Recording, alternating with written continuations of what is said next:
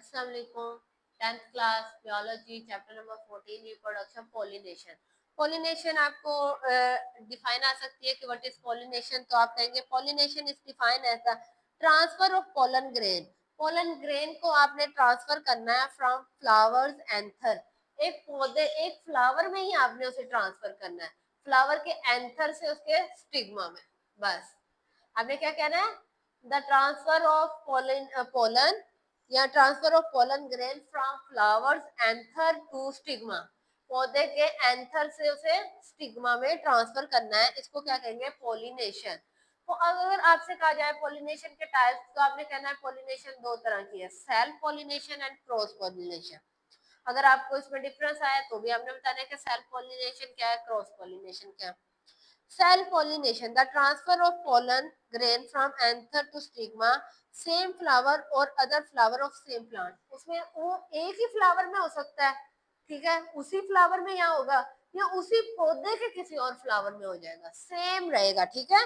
कि उसमें जो आपने पोलन ग्रेन एंथर से लिया है वो स्टिग्मा में सेम फ्लावर, वही फूल होगा, या उसी पौधा है, पूरा गुलाब का पौधा है, उसी गुलाब के पौधे के अंदर जितने फूल लगे हुए हैं ना, उन्हीं फ्लावर्स में ही होगा, किसी और प्लांट पे नहीं जाएगा, ठीक है। क्रॉस पॉलिनेशन, इसमें transfer of pollen grain from flower of one plant. इसमें एक प्लांट से आपने स्पीशीज सेम रहे, ये नहीं है पौधा रोज से लेके वो जाके सनफ्लावर को दे रही है, ऐसे नहीं होगा।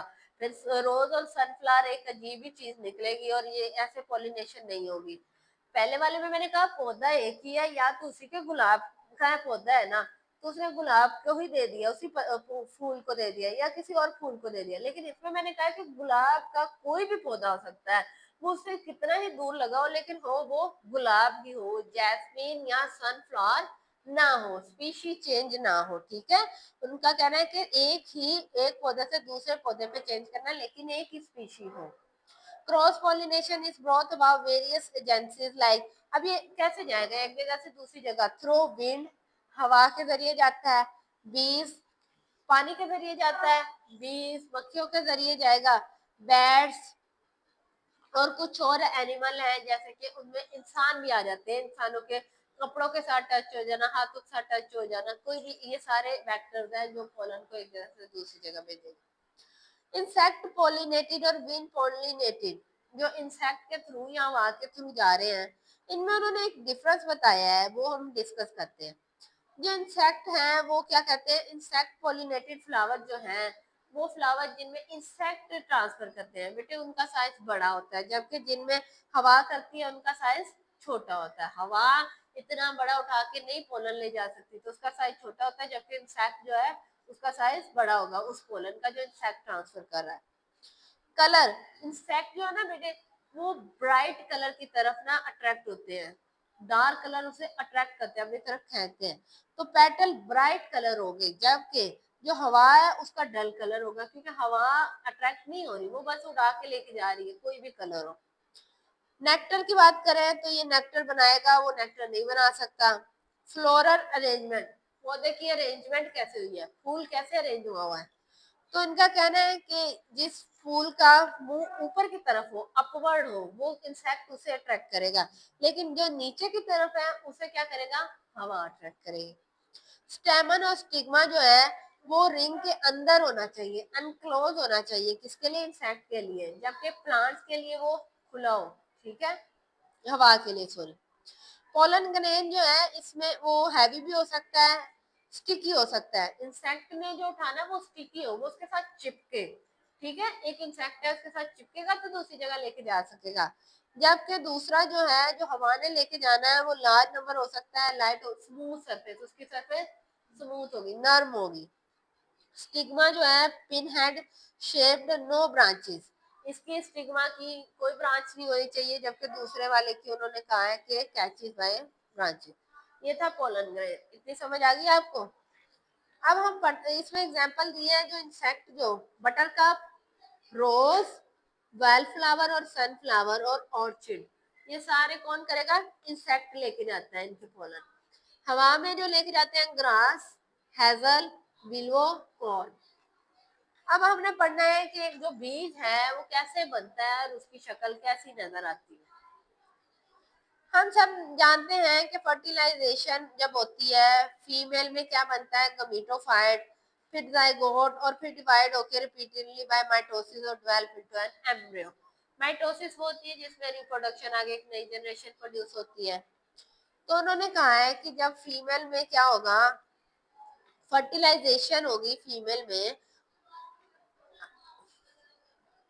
फीमेल के गमीटोफाइट में उसका ऑर्गन है जिसके अंदर फर्टिलाइजेशन हो रही है, उसमें फर्टिलाइजेशन हो गई, उसके बाद क्या होगा, उसका अंदर जो जाइगोट बनाया है बेटे वो डिवाइड हो जाएगा बाय माइटोसिस। माइटोसिस का काम क्या है, डिवीजन करना सेल को। माइटोसिस उन सेल को डिवाइड करती है जो रिप्रोड्यूस हो सकते हैं, जो आगे नई जनरेशन बना सकते हैं, जबकि म्योसिस उनको जो आपकी बॉडी का कोई ऑर्गन बना रहे हैं, ठीक है, डैमेज पार्ट बना रहे हैं। सेल डिवाइड होगा, जाइगोट डिवाइड होगा माइटोसिस के थ्रू और क्या बना देगा, एम्ब्रियो बन जाएगा। एट दिस स्टेज ओव्यूल जो है वो अपनी शेप चेंज कर लेगा, किस में आ जाएगा, सीड में आ जाएगा। वो जो एक नई चीज बनाई है, रिप्रोडक्शन हुई है, वो आगे एक नया पौधा बना है, पौधा बनने से पहले उसका बीज बनता है ना। तो सबसे पहले फीमेल ने फर्टिलाइजेशन की है, तो उसने क्या किया है, अब जो उसके पास जाइगोट है उसे उसने माइटोसिस के जरिए डिवाइड करके क्या बना दिया, एम्ब्रियो बना दिया। अब उसका जो एम्ब्रियो है वो क्या है, ओव्यूल जो है वो चेंज हो गया सीड में। ये जो सीड की फॉर्मेशन हुई है, ये पूरा प्रोसेस क्या है, सेक्सुअल रिप्रोडक्शन इन प्लांट। पौधे के अंदर जो सेक्सुअल रिप्रोडक्शन होती है वो ये होती है, ऐसे पौधा एक नया पौधा बनाता है। एंजियोस्पर्म की बात कर लें तो इसके अंदर 3 पोर्शन होते हैं, एम्ब्रियो फॉर्म, जाइगोट। एंजियोस्पर्म क्या करता है, सबसे पहले एम्ब्रियो को क्या बना देता है, फॉर्म फ्रॉम जाइगोट। जाइगोट से क्या बना देगा बेटे, एम्ब्रियो। सबसे पहले क्या बनेगा, जाइगोट से एम्ब्रियो। फिर एंडोस्पर्म जो है वो क्या बना देंगे, किससे बनेंगे, एंडोस्पर्म न्यूक्लियस से। और एंडोस्पर्म टिश्यू किससे बनेंगे, एंडोस्पर्म न्यूक्लियस से। जबकि सीड कोट जो है which develop from the wall of ovule, वो जो उसके अंदर वाला सीड कोट है, अंदर उसके ऊपर, सॉरी सीड कोट, उसके ऊपर वाला छिलका जो सीड का कहते हैं, जो ब्रस्ट होता है, फूटता है, उसके अंदर से फूल या पौधा निकलना शुरू हो जाता है, उसे सीड कोट कहते हैं। वो किससे बना है, seed coat well from the wall of ovule. Ovule जो है वो जो ओव्यूल बना था एक, उसकी दीवार, उसकी जो वॉल है वो सीड कोट बनाती है। ऐसे आपका एक सीड बन गया उसके अंदर से। अब सीड कोट क्या है, ये डेवलप होता है by integument, originally surrounded by ovule. किससे सराउंड हुआ है, सीड कोट के इर्द गिर्द किससे है, ओव्यूल है, सराउंड है, ठीक है। It may be A paper thin layer, बीज का जो छिलका है वो पेपर थिन, ऐसा होगा जैसे कागज, बहुत बारीक कागज है उसकी तरह पतला होगा, ठीक है, पेपर थिन लेयर है।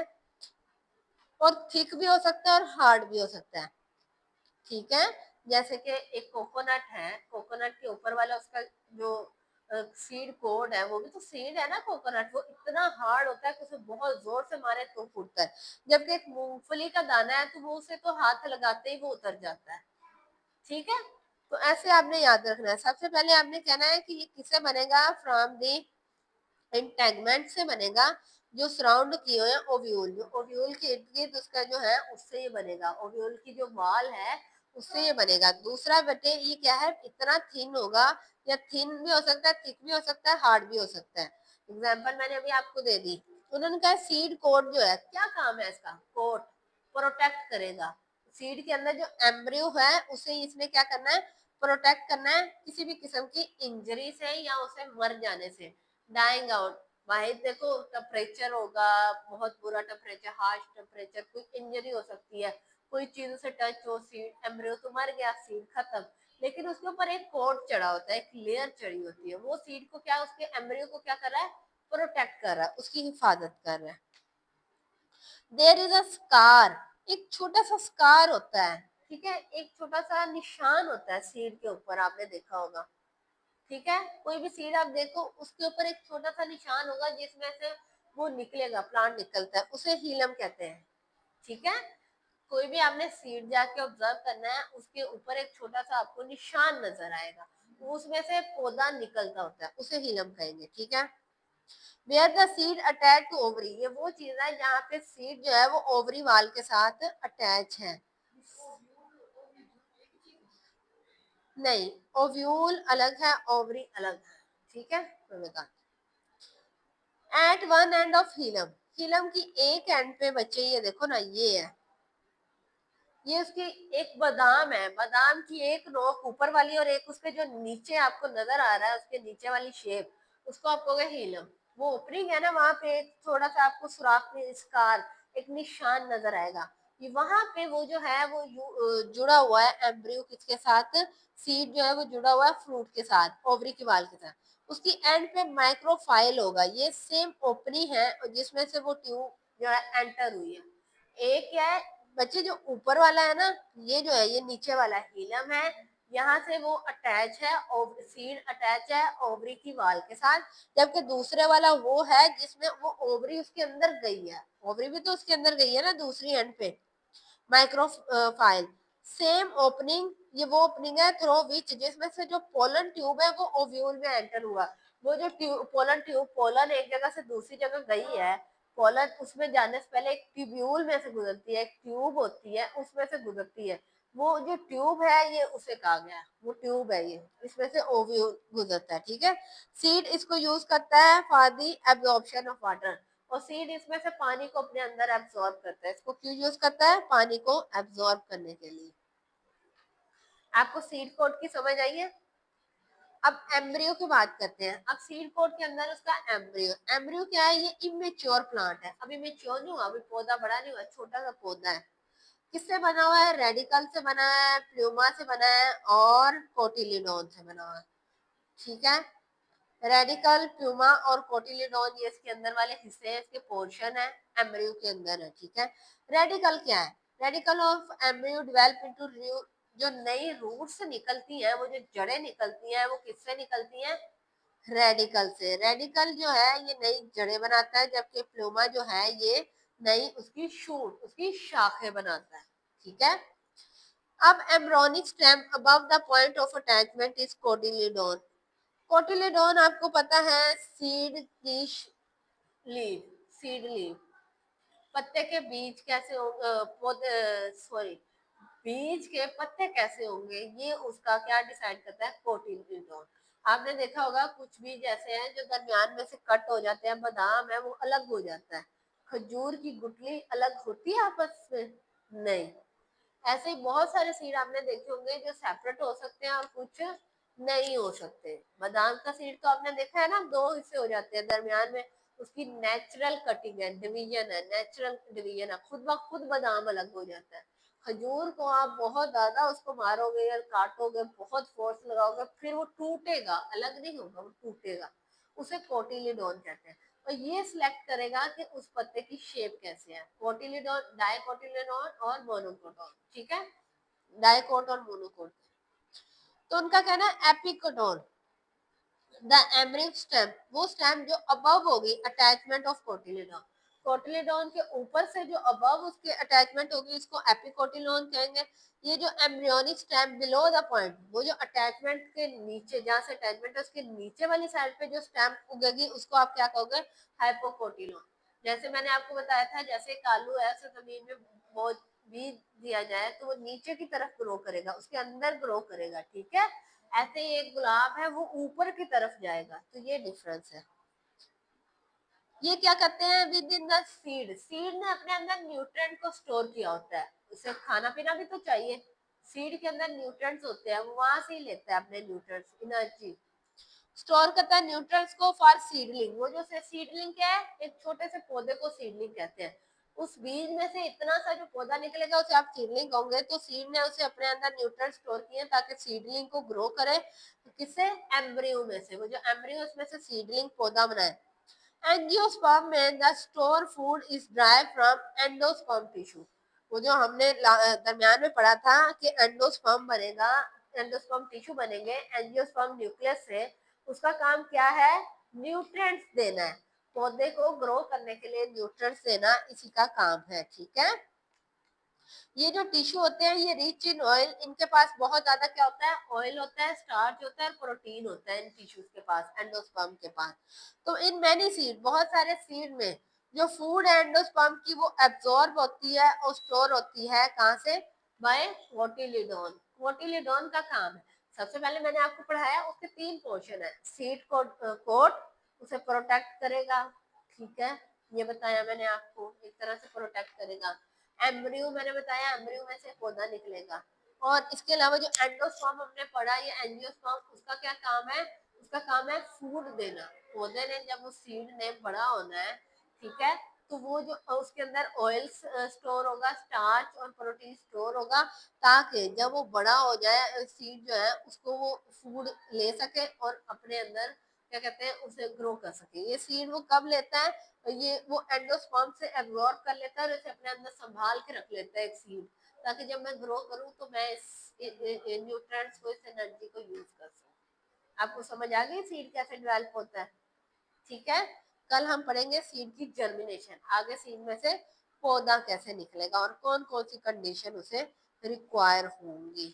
आज के लिए इतना काफी है। Thank you Allah.